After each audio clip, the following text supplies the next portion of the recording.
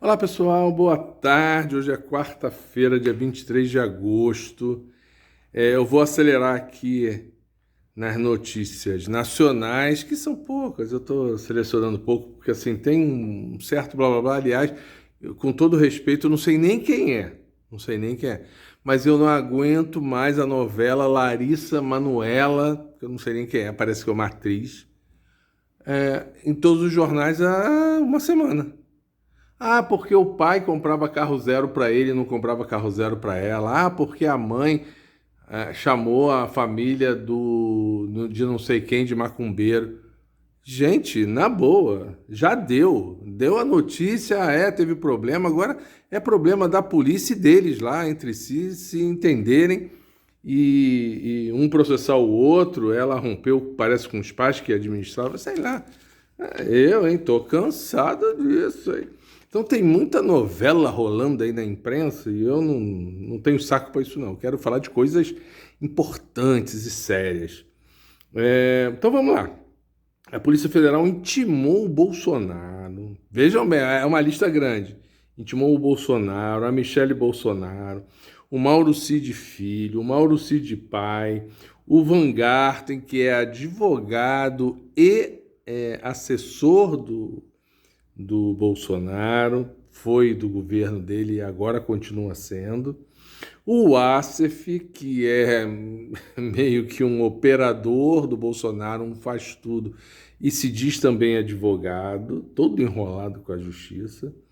Um cara que eu não conheço, chamado Marcelo Câmara, eu acho que é militar, foi assessor dele e continua sendo, dentre aqueles 8 que o ex-presidente tem direito de manter. E um outro cara que eu também nunca tinha ouvido falar, o Osmar Crivellati, acho que não tem nada a ver com o Crivella, mas podia ter, porque é bandido que nem ele. Osmar Crivellati, que também é um assessor do Bolsonaro. Todos metidos de um jeito ou de outro com a história das joias. E eles foram intimados pela Polícia Federal para um depoimento simultâneo dia 31 de agosto, sobre a questão das joias. Um depoimento simultâneo não é uma acareação. É assim, a Polícia Federal, eles vão todos para a sede da Polícia Federal em Brasília. Tem, deixa eu ver aqui, 1, 2, 3, 4, 5, 6, 7, serão 8 salas independentes, em que cada um estará com agentes da Polícia Federal. Os agentes da Polícia Federal municiados de informações, vídeos, e-mails, provas documentais, provas testemunhais e tal, não sei o que lá, organizadamente fazendo perguntas perguntas, como é que eu diria, difíceis de serem respondidas por quem está no crime, né? E acontecendo no mesmo momento, ou seja, dificultando que um possa saber o depoimento do outro para ajustar o seu depoimento. E aí buscando contradições e buscando que um acabe de uma certa forma, mesmo não querendo, incriminar o outro, né? Pelas contradições, basicamente. Eu nunca, já tinha ouvido falar disso, mas nunca vi assim. A gente vai saber agora de uma questão com 8 depoentes ao mesmo tempo. Eu só fico imaginando o seguinte: há a possibilidade legal dos depoentes se negarem a responder, mesmo na Polícia Federal, não é só na CPI. Fico imaginando se todos os 8 chegarem lá e disserem assim: eu não vou responder nada. Não sei o que acontece.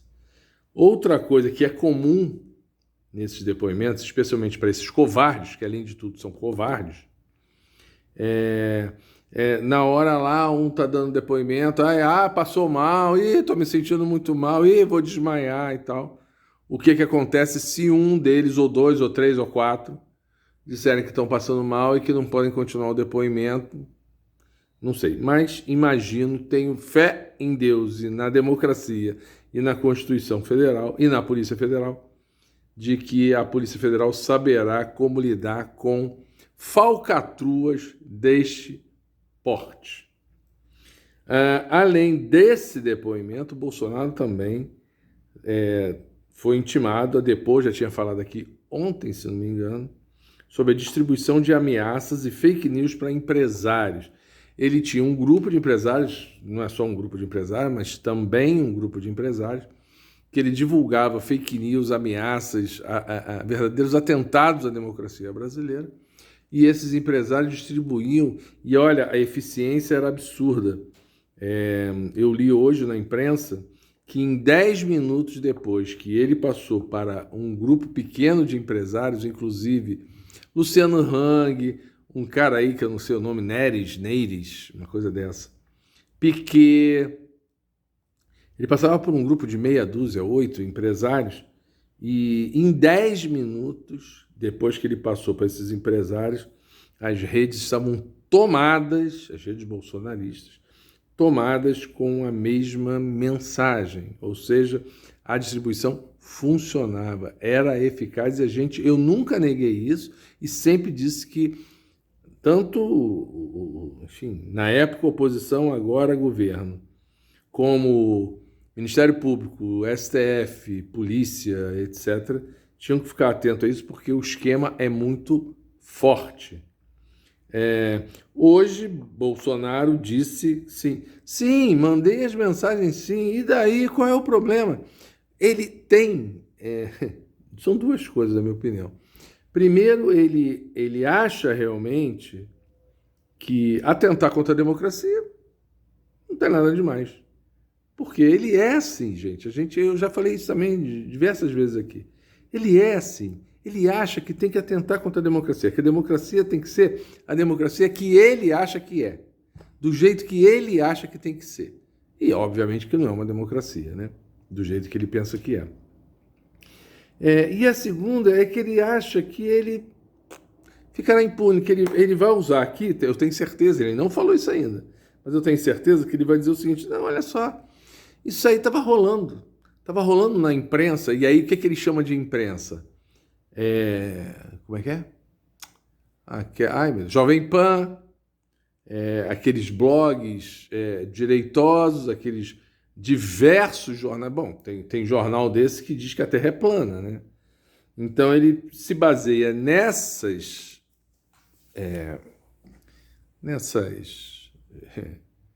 como é que se diz? Pseudo-imprensa, para dizer, olha só, estava na imprensa, eu apenas repercuti o que estava na imprensa. É liberdade de expressão. É o termo. Ele ainda não usou hoje, né? Mas anotem. Em breve nós veremos isso na imprensa. Ele dizendo que será. Não, estava lá, estava todo mundo dizendo, eu apenas passei para eles e pedi para eles passarem. É um direito das pessoas saberem o que está sendo dito pela imprensa, livre. Que aí para ele essa imprensa é a imprensa livre, a imprensa que fala a verdade, né? Enfim, será preso. Eu tenho certeza disso, cada vez mais. Claro que eu sei que não é fácil, é difícil, tem repercussão, ele tem apoio popular, inegável, mas ele será preso. Como sempre, ele, quando está enrolado, ele aparece com um problema de saúde e tal. Então, ele hoje foi internado em São Paulo para fazer exames de rotina. Segundo ele, em setembro, passará por 3 cirurgias. Nossa! Eu acho impressionante isso. O cara vai fazer exames de rotina, mas antes de fazer os exames, ele já sabe que vai ter que passar por 3 cirurgias. Não é uma, 3. Uma delas, segundo ele, é uma hérnia e uma aderência ainda por conta, segundo ele, da facada. Mas e as outras 2? Bom, pode ser uma operação plástica, né? Ele agora está com esse esquema aí de harmonização facial, dentária. Pode ser que ele esteja querendo fazer uma plástica, talvez fazer uma plástica ali aquele barrigão dele e tal, não sei o quê. E eu acho muito curioso também, e aí não é só ele não, eu tenho que ser justo. Como gente que tem grana ou prestígio, se é que pode chamar o que o Bolsonaro tem de prestígio, eu acho engraçado que eles se internam para fazer exames de rotina. Exame de rotina, eu vou um dia, faço um eletro, aí um dia depois tem que voltar lá para fazer uma ultrassonografia abdominal, aí 4 dias depois tem que ir lá para fazer exame de sangue, aí sei lá quantos dias depois tem que ir lá para fazer uma colonoscopia, sei lá. O cara que tem grana o cara se interna e fica lá fazendo uma bateria de exames. Se é que isso é verdade. Porque é o mesmo médico de sempre, aquele médico que diz que o Bolsonaro está sempre quase à morte, só que ele não morre nunca. Né? Um dia vai morrer e eu não desejo isso a ninguém. Aliás, como dizem vários, eu não quero que ele morra, não. Eu quero que ele fique vivinho para pagar tudo que ele está devendo. Não quero que ele morra, não. Se alguém pensa isso, está pensando errado. Gente, o Japão vai despejar água radioativa daquela usina de Fukushima, que teve um acidente seríssimo há muito tempo atrás, no mar. Segundo os japoneses, e aí tem uma agência internacional de nuclear, os japoneses dizem que filtraram bem toda essa água radioativa, que hoje ela até vão alguns elementos radioativos para o mar, mas que nada perigoso para ninguém e tal. Eu acho um perigo, um risco enorme. Mas como é o Japão, né, que faz parte da elite mundial, vamos dizer assim, eu fico pensando se fosse o Irã a fazer isso, se fosse o Iraque, se fosse o Paquistão, acho que estaria dando uma grita mundial. Como é o Japão, que é aliado da Alemanha, da OTAN, dos Estados Unidos, tal, aí não pode dar um probleminha, mas nada grave. Vamos ver. Gente, e aí o assunto... Gente, já tem 12 minutos, meu Deus. O assunto mais longo, que eu inclusive cheguei, estava na piscina, tomando um solzinho, tomei queimadinho. Nem tomei banho, que eu vim tão assim... empolgado, mas não é pela morte do cara, mas vamos dizer assim, pela minha capacidade analítica dos fatos. O Prigozhin, para quem não se lembra, Prigozhin era o chefe daquele grupo Wagner, mercenário, que atuava na guerra da Rússia com a Ucrânia, atua na África, em outros países ali da Ásia, né? Ele morreu na queda de um avião dentro do território russo. Tinham mais 9 pessoas no avião, segundo as informações mais atualizadas, ou seja, foram 10 mortos. Esse é um avião da Embraer, brasileiro, feito aqui, São José dos Campos. Os aviões da Embraer são considerados dos mais seguros do mundo. Claro, pode ter um acidente, uma falha mecânica, uma falha humana de quem está pilotando, uma falha da torre, sei lá, ou um avião pode ter sido sabotado, derrubado, enfim. Derrubado é mais difícil porque derrubado é mais fácil da comunidade internacional identificar, né, que foi derrubado. Enfim, mas vamos à história. O grupo Wagner, liderado por Prigozhin, tentou uma rebelião, dia 23 de junho, faz exatamente hoje 2 meses, contra a Rússia. Eles estavam no fronte, lá, pelo lado russo, atacando a Ucrânia. E aqui não vai nenhum conceito, nenhuma definição se estavam fazendo certo ou errado. Não é essa a discussão é outra, é isso que eu quero que vocês entendam. E aí, lá pelas tantas, eles se voltam contra a Rússia, né? Dizem que não estão sendo atendidos lá em algumas questões. Esse Prigozhin diz que o Putin é ruim para a Rússia e que vai derrubar o Putin. Aí dizem que em questão de horas andaram 1.000 quilômetros. Eu na hora disse assim, gente, não existe isso. Que não são 1.000 quilômetros de trem, não são 1.000 quilômetros de avião, não são 1.000 quilômetros de ônibus que seja. São 1.000 quilômetros com tropas. Já viram filme de guerra? Você já viu alguma tropa que vai todo mundo dentro dos carros, dos tanques, dos caminhões? Não. Você sempre vê nos filmes de guerra, e aquilo é real nesse aspecto, que vão alguns dentro dos caminhões e um bando deles andando a pé, porque não tem transporte, não tem veículo suficiente para carregar 50 mil soldados, que, aliás, é o que o Grupo Wagner diz que tinha, 50 mil soldados, mercenários. Não tem. Então não existe que os caras percorreram 1.000 quilômetros em questão de horas. Eu falei na hora. E a imprensa, especialmente a brasileira, eu não sei a mundial, porque aí eu não acompanho todo. Mas eu diria que a ocidental também deve ter embarcado na mesma onda, porque a imprensa brasileira copia a imprensa ocidental, né? Então não sei se outra imprensa asiática, africana, sei lá, se falaram alguma coisa. Mas eles diziam isso, o Prigozhin chegou lá, está nas portas de Moscou, percorreu 1.000 quilômetros em questão de horas. Eu falei, gente, isso não existe. Aí alguns analistas, estudiosos e tal, gente, furado. Que bom que alguém pensa nesse mundo.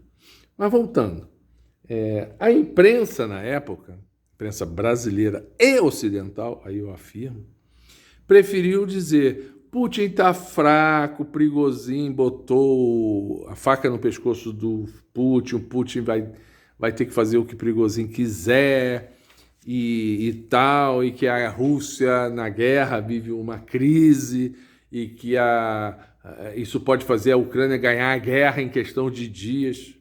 Eu falei, gente, esse pessoal não tem a menor noção do que fala, ou falam apenas para fazer uma verborragia, né? Assim, tá bom, fala que é para fazer aquele discurso, aquela discurseira que a gente já conhece. Desculpe, me engasguei com a minha saliva. No mesmo dia, o Putin abafou a rebelião. O Prigozhin declarou, o Putin conversou e tal, e a gente está voltando, está indo embora, está se afastando de Moscou. E aí ele disse que estava voltando, fazendo mais sei lá quantos quilômetros, né? E no final, 2, 3 dias depois, ficou decidido o seguinte, olha só, o Prigozhin e seus aliados do Grupo Wagner vão para a Bielorrússia, e o cara da Bielorrússia falou, não, tudo bem, pode mandar para cá que aqui a gente cuida de tudo. E o Putin chamou outros integrantes do Grupo Wagner, mercenários, a se incorporarem formalmente ao exército russo, ou seja, grosso modo, porque não é isso, obviamente, passar a ter carteira de trabalho, CLT, no exército russo. Não é isso, óbvio, né? Mas assim, então assim, vários largaram o Grupo Wagner e se incorporaram formalmente ao exército russo. E alguns outros foram com o Prigozhin lá para a Bielorrússia. Bielorrússia que é governada por um aliado, até o momento, super fiel a Putin. Eu falei, gente, no dia 24, no dia seguinte, também dia 23, foi uma sexta-feira de noite, e aí eu quero fazer aqui já um parênteses, eu, a Cláudia e um casal amigo, nós estávamos no Clube de Engenharia ali na Avenida Rio Branco assistindo uma palestra do Pepe Escobar. Anotem esse nome, que eu já falei aqui outras vezes, vou falar muito hoje e vou falar muito provavelmente nos dias subsequentes. O Pepe Escobar, estávamos lá quando alguém lá da plateia levou o celular lá no palco e mostrou para o Pepe, Pepe, olha o que está acontecendo. E aí estava lá no celular que o Prigozhin estava tentando uma rebelião contra Putin. O Pepe Escobar fez apenas o seguinte, oh my God, não é nenhuma coisa dele, é porque ele vive 25, 26, 27 anos fora do Brasil, ele hoje fala muito mais em inglês, ele mesmo diz que às vezes ele esquece palavras em português, ele hoje, a língua, vamos dizer assim, cotidiana dele é o inglês, então assim, numa expressão imediata, ele falou a língua que hoje ele está mais acostumado a falar. Não é nenhum desprezo à língua portuguesa. Mas, enfim, estávamos lá. Então, isso foi numa sexta-feira, horário do Brasil, à noite. Então, só no dia 24, sábado, entendendo melhor o que tinha acontecido, eu escrevi num grupo do qual faço parte o seguinte, cara, esse cara vai morrer. O Putin não vai deixar barato, não vai deixar barato. E aí é importante a gente entender, e aí eu disse isso no dia 24, e disse no vídeo, aqui, esse vídeo, 662, do dia 29 de junho, por quê? Porque aqui em casa estava tendo uma obra, então eu fiquei vários dias, eu fiquei do dia 22 ao dia 29 de junho sem gravar vídeo. Então o meu vídeo de 22 ainda não tinha acontecido, e o meu próximo vídeo foi só dia 29 de junho. Mas nesse vídeo, 29 de junho, e aí eu vou dizer aqui, porque é importante para mim, nos minutos 16 minutos e 14 segundos e 17 minutos e 10 segundos, nesse período aí de mais ou menos 1 minuto, eu digo isso. Eu falei assim, o Putin vai mandar matar esse cara. Não tem como, o cara está numa guerra. O cara vai com um grupo de mercenários, que são 50 mil no total, dizer que vai tirar o Putin do poder e tal, não sei o quê. Não tem conversa, não tem conversa. Não vai ser só mandar ele para a Bielorrússia. Não é só, óbvio que não é só. Enfim. E aí eu escrevi, isso eu não disse no vídeo, mas escrevi para esse grupo de amigos, o seguinte, olha só, ou vai ser envenenado, lembra? Na Rússia tem diversos caras, o cara morre envenenadinho, assim, cheio de pipoca na cara, ou tiro mesmo, ou simplesmente o cara desaparece, o cara aparece morto do dia para a noite, ou acidentes que não são acidentes. Eu não sei, e aí eu não quero ser leviano aqui, aliás, um amigo meu agora acabou de botar no Facebook isso, dizia, Márcio, não pode ter sido dos Estados Unidos também, porque o grupo Wagner estava indo para a África, já que não ia mais atuar na guerra Rússia-Ucrânia. Eu falei, cara, pode. Eu não descarto essa possibilidade, não. Mas vamos parar para pensar um pouco. Foi dentro do território russo. Os americanos derrubarem um avião dentro do território russo, não é simples, não é simples. E era mais fácil para os americanos esperar o Wagner e o Prigozhin chegarem à África e matar ele lá na África. É muito mais fácil matar na África do que matar dentro do território russo. Então, assim, e claro, também, sem nenhuma leviandade de minha parte, pode ser realmente um acidente. Só que é coincidência demais e tem que ter muita boa vontade para achar que fatalidade, o avião que super seguro, deu uma pane, caiu, morreu, mataram 10 e entre eles o Prigozhin. Eu não sou bobo. Aliás, eu não sou de forma alguma um entendedor de geopolítica, né? Não conheço nada, né? Mas não sou burro. E é isso que eu quero falar a respeito da imprensa, também não sou vidente, né? Também não sou vidente. Mas, assim, eu me interesso por esses assuntos e procuro ler fora da mídia tradicional. Que a mídia tradicional, gente, ela é um papagaio do que os Estados Unidos querem que ela diga. E aí não é só a mídia brasileira, a mídia da França, da Itália, de Portugal, da Espanha, da Alemanha, tirando, óbvio, alguns que não conseguem entrar no esquema grande da mídia e que, por isso, são chamados de mídia alternativa, de mídia independente, etc. e tal, dentre os quais Pepe Escobar.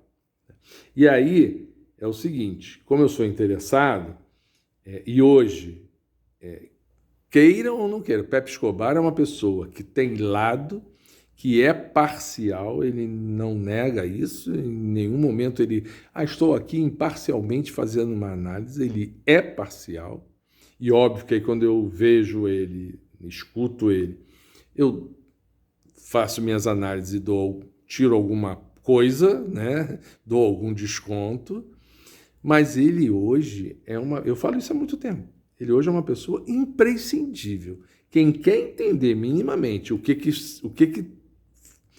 tem a ver guerra da Rússia e da Ucrânia, China, Taiwan, Estados Unidos em guerra comercial e futuramente, provavelmente, com a China. Retomada pela China da Rota da Seda, BRICS, eu acho que BRICS eu já tinha falado, essa união euroasiática ali no sudeste da Ásia. Quem quer entender minimamente sobre isso tem que ver Pepe Escobar. YouTube, Pepe Escobar, Brasil 247, que é um canal de esquerda, normalmente de 15 em 15 dias, às vezes de mês em mês, às vezes passa um pouco mais do que isso. E também tem textos dele. Ele escreve muito em inglês, mas o 247 traduz. Tem que ver Pepe Escobar. Tem que ler. Gostando ou não gostando dele. É super vaidoso, é super... Mas quem tem interesse nesses assuntos tem que... não é nem para acreditar em tudo que ele diz, mas pelo menos para saber o outro lado da moeda do que a imprensa ocidental está dizendo. E aí você faz um balanço com a sua capacidade também de entendimento, suas opiniões, sua formação. Você faz... de vez em quando ele exagera. Mas olha, eu tenho aqui anotado quantas coisas... Agora mesmo, um exemplo clássico. Ele fala há 6 meses que os BRICS serão incorporados por outros países. Outros países farão parte dos BRICS. E ele fala há um tempão de Arábia Saudita, de Argentina, de Irã, Emirados Árabes, fala de México. Leiam os jornais hoje. Leiam hoje os jornais. Quinta-feira, hoje é quarta, amanhã, deverá ser anunciada a incorporação de Argentina, Irã, Arábia Saudita aos BRICS. Ele fala isso há 6 meses ou mais. Então, por exemplo, para mim não é nenhuma surpresa. Eu já sabia porque ele vem falando. E aí é o tipo de coisa que só diz assim, isso aí ele está mandando bem. Outras coisas, a gente olha assim, está exagerando, está puxando muita brasa para a sardinha que ele defende, que ele quer estar a fim de comer, então ele bota a brasinha lá do lado da sardinha dele. Agora, quando você lê a mídia ocidental, aí você vê o seguinte, cara, ele acerta muito mais do que a mídia ocidental. E não é porque a mídia ocidental não acerte, é porque a mídia ocidental faz um jogo político, não faz notícia, não faz jornalismo. Entendeu? Além disso, quem quer entender um pouco da personalidade do Putin deveria ver, dentre outros, várias coisas, mas esse aqui é muito bom, um documentário de 4 episódios que o Oliver Stone, aquele ator, diretor dos Estados Unidos, fez entrevistando o Putin. Eu vi. O cara luta judô como esporte, diariamente, mesmo com a idade que ele tem. O cara joga xadrez, fora várias outras coisas. O cara é um estrategista. Então, assim, um dia ele pode ser pego, né, com a calça curta e ser morto, ser deposto, ser golpeado? Pode. Se a CIA for muito competente, se aqueles oligarcas russos quiserem derrubá-lo, os caras têm muito dinheiro, mas lembrando que ele também tem muito apoio, ele é muito amigo de vários outros oligarcas russos, então é uma guerra de oligarcas, e não é à toa também que de vez em quando você diz, um oligarca russo apareceu morto do nada na sua casa, no hotel, no quarto de hotel, entendeu? A gente tem que, não é defender, não é gostar ou não gostar, não é essa a discussão, é a gente entender minimamente quem são os atores desse mundo que a gente vive, para a gente tentar sacar um pouco o que está acontecendo, porque de uma certa forma tudo isso vai impactar na nossa vida. Se acontecer uma guerra nuclear em função do que está acontecendo na Rússia e na Ucrânia, que pode acontecer, todos nós pagaremos, provavelmente todos nós morreremos. Mesmo aqui no Brasil. Guerra nuclear, gente, vamos antenar, né? Então, se a gente... Não é uma questão de, meu lado é esse, meu lado é aquele. É você tentar minimamente entender. Claro que eu sei que tem gente que tem outras coisas para se preocupar, tem outras prioridades, tem outros gostos. Eu gosto de discutir, de avaliar, de me interessar por esses assuntos. E aí eu procuro me informar, não só porque, sinceramente, pelo Globo, pela Folha, pelo Estadão, pelo os jornais mais tradicionais da Europa, os jornais todos dos Estados Unidos, a gente não se informa, tirando uma ou outra sacada que eu também costumo pegar. Eu gosto de pega, não leio em inglês, mas pego tradução. Tem lá no New York Times, aí pega aqui uma notinha lá de alguém que o cara tenta botar a cabeça de fora para dizer: ei, não é bem assim que as coisas estão acontecendo, não, e tal, não sei o que lá. É essa notícia que me interessa, e é essa notícia que eu procuro trazer aqui. Porque a notícia que todo mundo já sabe, qual é a minha contribuição para isso? Nenhuma. Então, o que eu quero, gosto, sempre foi meu propósito trazer para vocês aqui, é exatamente a notícia que não está estampada claramente nos jornais. É aquela notícia que está quando está, meio subterrânea, ou que eu tenho que buscar outras fontes para trazer. E é por isso que, assim, modéstia à parte, esta eu acertei. Nenhum jornal brasileiro aventou essa hipótese há 2 meses, assim, esse cara, o que ele fez aí, ele vai morrer. Nenhum jornal. Olha que eu leio, como eu procuro aquilo que está lá no cantinho, eu leio com muita atenção os jornais brasileiros. E eu não posso afirmar, mas diria que os jornais ocidentais também não. Alguns desses blogueiros internacionais e independentes, provavelmente. Não li nenhum, mas provavelmente falaram que, olha, o Putin não vai deixar isso barato. E não deixou. E eu não tenho dúvida. De novo, não posso ser leviano. As investigações, se houver investigação, as investigações vão dizer o que aconteceu. Mas é só conhecer um pouquinho. Deixa eu ver se faltou alguma coisa. Acho que não, do que eu queria falar. Com certeza isso vai render. Com certeza eu posso me lembrar de outras coisas. Tal. Mas assim, hoje eu não tenho nenhum apreço e nenhuma satisfação pela morte de ninguém. Eu tenho histórias pessoais que não cabe citar aqui, mas que assim, eu não desejei a morte de gente que foi muito perversa comigo. Não desejo a morte de ninguém. Eu diria até que até o Bolsonaro, já falei isso aqui, né? Vou falar de novo. Até o Bolsonaro, morreu o Bolsonaro, eu não vou ficar feliz, não. Eu quero que ele fique vivo para amargar 30 anos de cana. É isso que eu quero para ele. Mas assim, então assim, não sei nem quem é. Não tem nada a ver com Putin, não sei nem quem é o Prigozhin, só soube nesse episódio. Mas eu me sinto orgulhoso, e aí eu quero que vocês entendam o orgulho, de ter sido, diria eu, um dos pouquíssimos que aventou essa hipótese que hoje se confirma. E é porque eu procuro ter um olhar diferenciado. E é esse olhar diferenciado que eu tento passar para vocês. E aí eu estou divulgando isso nas minhas mídias, para ver se aumenta aqui a quantidade de pessoas inscritas no canal, porque eu acho que eu posso ser útil nesse sentido.